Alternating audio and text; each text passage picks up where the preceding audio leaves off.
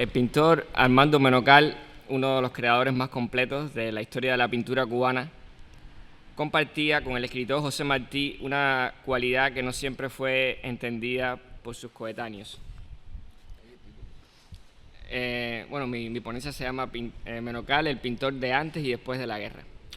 Se consideraban enemigos políticos de España, pero a su vez eran confesos admiradores del pueblo y el arte español. Ambos le debieron mucho de su formación intelectual a sus respectivas estancias en la península ibérica. Velázquez, Goya, Cervantes, Quevedo son maestros eternos y la relación que tuvieron con creadores españoles contemporáneos a ellos fue igualmente determinante en sus respectivas obras. Para analizar lo anterior, centrémonos en la repercusión que tuvo el lienzo de grandes dimensiones Embarque de Colón por Bobadilla, en la Cuba de 1893.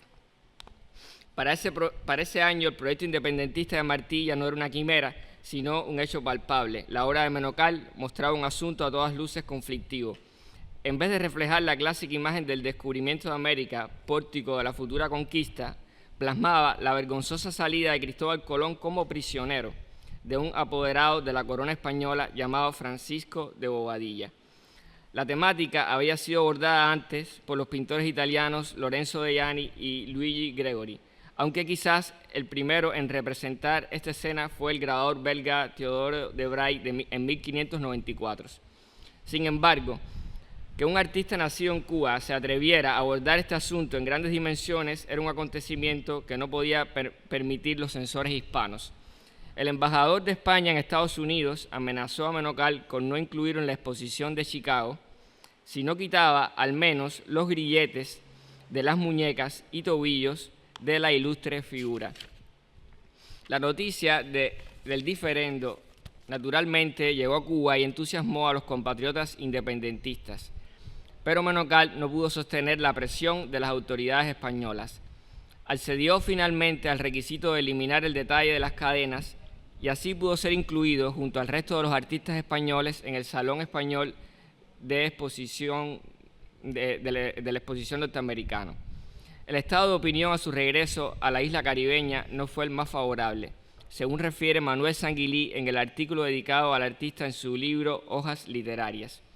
Por suerte, la tela no fue abandonada para siempre, como escribió Sanguilí, ni el malestar del artista con los críticos terminó en la destrucción de la misma, hecho que sí llevó a cabo Esteban Valderrama años después con su pintura, también a gran escala, sobre la muerte de Martí. Desde 1983, es decir, 100 años después, Embarque de Colón a Bobadilla puede ser visto en la colección del Museo de Arte Cubano y es la pieza que divide las salas del siglo XIX y XX.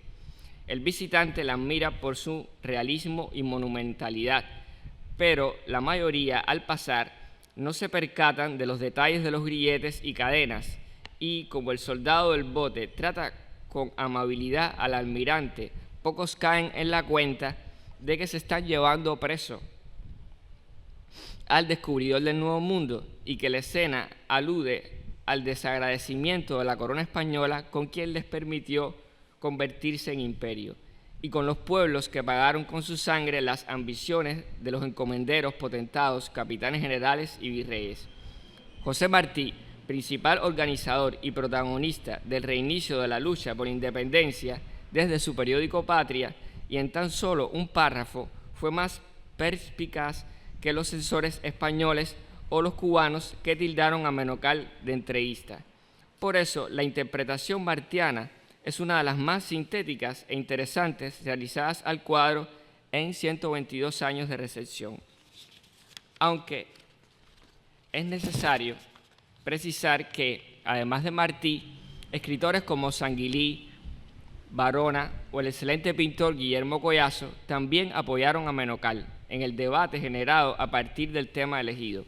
Otro artista, Ramón Loy, escribió un reivindicador estudio titulado Menocal, pintor y patriota. Para el poeta de versos sencillos, el motivo de los grilletes, a pesar de ser importante, no era solo lo que determinaba el espíritu rebelde de la obra, sino que el paisaje y la luz escogidos eran tan audaces como el asunto tratado. Si seguimos la línea de análisis planteada por Martí, entendemos que al emplear Menocal como modelo de paisaje, el litoral del Morro de La Habana, en vez de la costa de República Dominicana, donde ocurrió en verdad el hecho, nos está sugiriendo una equiparación de la ingratitud española hacia Cristóbal Colón con la ingratitud manifiesta hacia Cuba, la última de sus colonias americanas junto a Puerto Rico. Martí nos propone la interesante transposición de que el realismo asombroso de la costa no busca una verdad histórica, sino que el pintor con toda intención logra reproducir el diente de perro en torno a la fortaleza habanera, símbolo de cárcel, ejecuciones y poder colonial. El ejemplo de la luz chispeante es otro factor de suma importancia. Es iridiscente y molesta, genuina luz del Caribe en plena reverberación del mediodía. Con ella se observa muy bien la injusticia de Bobadilla, que, si seguimos el camino interpretativo martiano, es equiparable a las imposiciones mantenidas por los capitanes generales por 4 siglos en la mayor de las Antillas. La cabeza grandiosa de Colón, mostrada de perfil, se cuestiona por qué lo embarcan preso hacia España. El rostro pensativo del almirante se asemeja a la preocupación de la intelectualidad cubana de aquellos años. Los españoles no dejarán el Morro por voluntad, y por sobre los cadáveres de tanto muerto cubano habrá que realizar la guerra necesaria. Menocal marchó entonces a la contienda organizada por su propio crítico de arte. Terminó la misma con grados de comandante y tuvo la experiencia de haber pertenecido a las escoltas de Máximo Gómez y Antonio Maceos. Sin embargo, ya muerto Martí y el lugarteniente general Maceo, y con la llegada de las tropas norteamericanas, afloró otra vez la desunión entre cubanos. El pintor se decepcionó de la guerra y la política e hizo otra concesión con el gobierno español, ya no para poder ser incluido en la exposición de Chicago, sino para poder subsistir como artista. Cuenta el pintor cubano Hernández Giró, junio de 1946, que a su vez toma la historia de un testigo presencial, Antonio Iraizós, que en los días finales de 1898 las tropas mambisas estaban desorganizadas, cansadas y hambrientas a las afueras de La Habana. Entre todos se cuestionaban cómo iban a pernoctar en un lugar donde no había ni hierba para las bestias. Menocal oyó aquella dificultad. Por última vez, separándose algo de la disciplina militar, fue a buscar su caballo, le dio un abrazo y le dijo estas palabras: «Te has portado muy bien, tú también ya eres libre. Ahora vete a buscar la comida donde te dé la gana». Le soltó de la soga y se fue.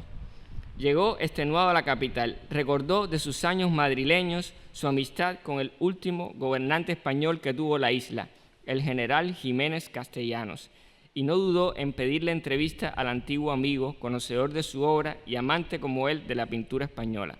Menocal sabía que la cátedra de paisaje de la Academia de San Alejandro estaba en esos momentos vacante, después de la muerte repentina del pintor canario Valentín Sanz Carta, el primer artista que verdaderamente captó la luz de nuestros campos.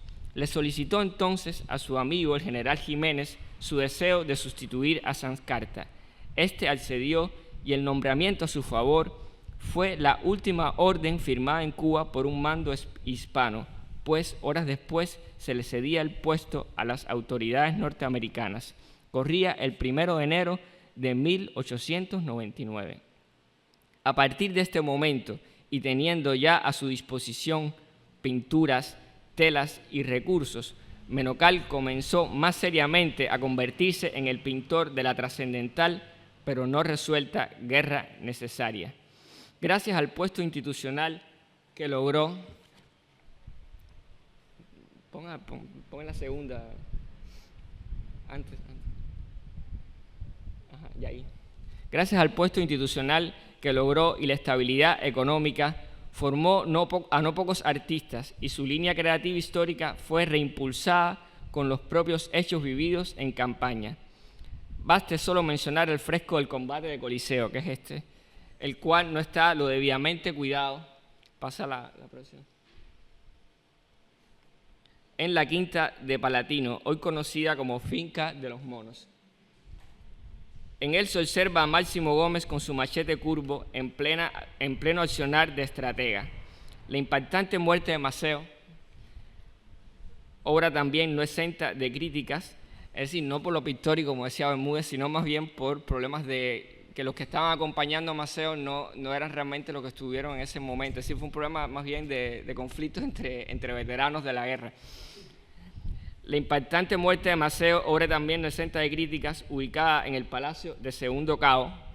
En ella, el cuerpo del general santiaguero es sostenido a la manera de un descendimiento de Cristo. Y no menos conmovedoras, bueno, también el detalle de que descubrí que hay también un pequeño detalle del cuadro de Maceo llevado al lienzo, ¿no? Es decir, específicamente del rostro del lugarteniente. En ella, y no menos conmovedoras, ya la última, los retratos de José Martí, donde Menocal captó la sensible mirada del apóstol, la misma que realizara una lectura diferente de su polémico lienzo de Colón encadenado. Bueno, muchas gracias.